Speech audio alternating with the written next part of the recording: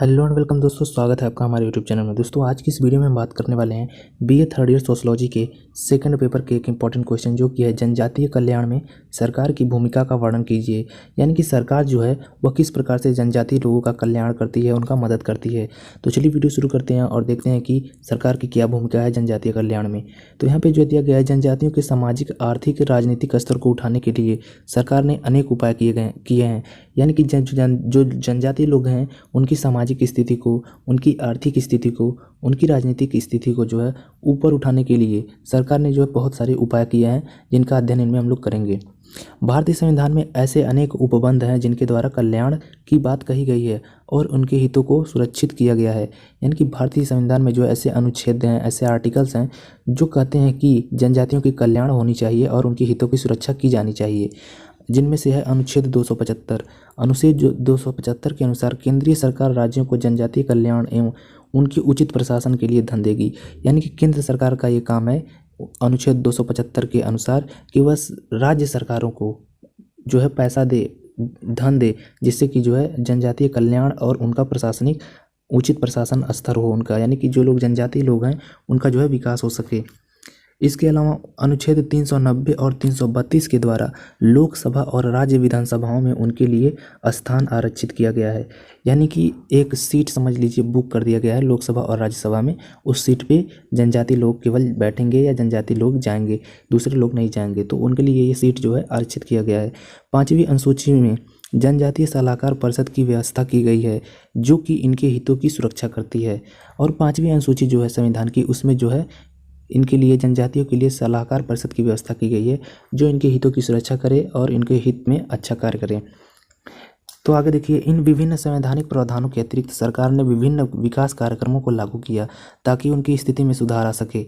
इनमें से कुछ निम्नलिखित हैं। यानी कि इन विभिन्न संवैधानिक प्रावधान जो हैं उसके अतिरिक्त भी जो है सरकार ने जनजातियों के विकास के लिए अनेक कार्यक्रमों को लागू किया और उन्हें ग्राउंड पे इम्प्लीमेंट किया था, जिससे कि इन्हें फ़ायदा मिल सके। तो उनमें से पहला जो है यहाँ पे है 1954 में ग्रामीण सामुदायिक विकास हेतु 43 विशेष बहुउद्देशीय कार्यक्रमों को समानता एवं स्वतंत्रता के मौलिक अधिकार के अंतर्गत जनजातीय परिवारों के लिए 5 वर्षों के लिए आरंभ किया गया। यानी कि 1954 में एक ऐसा बहुउद्देशीय कार्यक्रम लॉन्च किया गया जिससे कि जो है इनमें समानता हो और स्वतंत्रता हो और इनके मौलिक अधिकारों का हनन ना हो, बल्कि इनके मौलिक अधिकार अच्छी तरह से फुलफिल होते हों, यानी कि इनके मौलिक अधिकार का हनन ना हो सके। इसके लिए 1954 में ग्रामीण सामुदायिक विकास हेतु 43 विशेष बहुउद्देशीय कार्यक्रमों को चालू किया गया।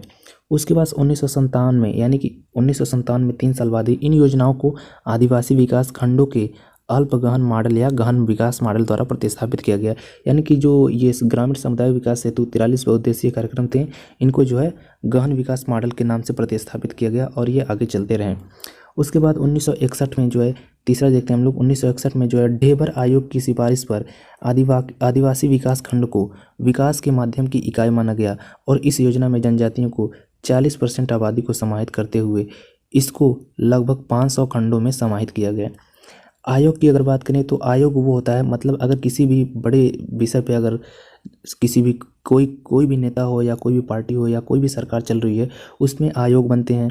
जो लोग एक अध्ययन करने के बाद, समाज का अध्ययन करने के बाद एक निर्णय लेते हैं, एक सिफारिश करते हैं, जिसके अनुसार जो है सरकार काम करती है या सुप्रीम कोर्ट या कोई भी कोर्ट काम करता है। तो वहाँ पे जो है एक ढेबर आयोग था जिन्होंने ये सिफारिश की।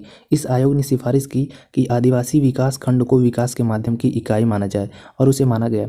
और इस योजना में जनजातियों की 40% आबादी को समाहित करते हुए इसको लगभग 500 खंडों में समाहित किया गया। यानी कि जनजातियों की 40% आबादी को ले ली जाए और उनको 500 खंडों में बांट दिया जाए। तो ऐसा कुछ 1961 में किया गया था ढेबर आयोग की सिफारिश पर।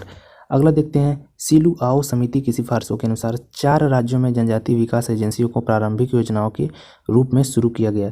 यानी कि सीलू आओ समिति थी जिन्होंने जो एक सिफारिश की थी, जिससे कि जो है 4 राज्यों में जनजातीय विकास एजेंसियों को चालू किया गया था, प्रारंभिक योजनाओं के रूप में शुरू किया गया था। इसके आगे अगर हम लोग देखते हैं कि किस प्रकार से सरकार ने जो है इनकी कल्याण में भूमिका अदा की है, तो वो है जनजातीय क्षेत्र विकास कृषक बल 1974-75 द्वारा प्रस्तुत जनजातीय उपयोजना कार्यक्रमों को 17 राज्यों तथा 2 संघ शासित क्षेत्रों के कुछ पहचाने गए क्षेत्रों में लागू किया गया। यानी कि जनजातीय क्षेत्र विकास कृषक बल जो था, यानी कि जो जनजातीय क्षेत्र में उनमें जो है कृषि का विकास हो सके, इसके लिए 1974 और 75 में जो है जनजातीय उपयोजना कार्यक्रम को 17 राज्यों यानी कि जो 17 राज्य थे और 2 संघ शासित क्षेत्र थे जो वहाँ पे जो है एक ऐसा नियम लागू किया गया या एक ऐसा विकास कार्य आरंभ किया गया जिससे जो है कृषि को बल मिले या कृषि का स्तर ऊपर उठे, जो कि है 1974 और 75 में ये चालू किया गया था। इसके अतिरिक्त विभिन्न पंचवर्षीय योजनाओं के माध्यम से जनजातीय उत्थान का प्रयास किया गया। 7वीं पंचवर्षीय योजना में जनजातीय बहुलता वाले राज्यों में जनजातीय उपयोजना चलाकर उनके उत्थान का प्रयास किया गया। सरकार द्वारा उनके लिए व्यावसायिक प्रशिक्षण केंद्रों की स्थापना की गई। जनजातीय छात्रों के लिए छात्रावास की व्यवस्था की गई और उन्हें छात्रवृत्ति प्रदान की गई। जनजातीय उपयोजना क्षेत्र में आश्रम स्कूल की व्यवस्था की गई। दोस्तों, ये था जनजातियों के लिए सरकार की भूमिका, यानी कि सरकार जो है किस प्रकार से जनजातियों का कल्याण करती है, इसके लिए था ये पूरा ब्यौरा यानी कि उत्तर, जिनमें कि हम लोगों ने देखा कि अनुच्छेद के अनुसार किस प्रकार से जो है जनजातियों को अधिकार है कि वो उन्हें लोकसभा और राज्यसभा में सीट दिया गया है और किस प्रकार से सरकार ने उनकी मदद की है अनुच्छेदों के अलावा भी पंचवर्षीय योजनाओं में और नई नई कार्यक्रमों को चालू करके, जिससे कि उन्हें बहुत ज़्यादा जनजातियों को फ़ायदा हुआ है। अब ग्राउंड में उतना फ़ायदा हुआ है या नहीं हुआ है ये बताना मुश्किल होगा, लेकिन अगर मोटा मोटा देखो इतने सारे कार्यक्रम जो है जनजातियों के लिए चलाए गए हैं सरकार के द्वारा, तो ये जो है काफ़ी इम्पोर्टेंट है।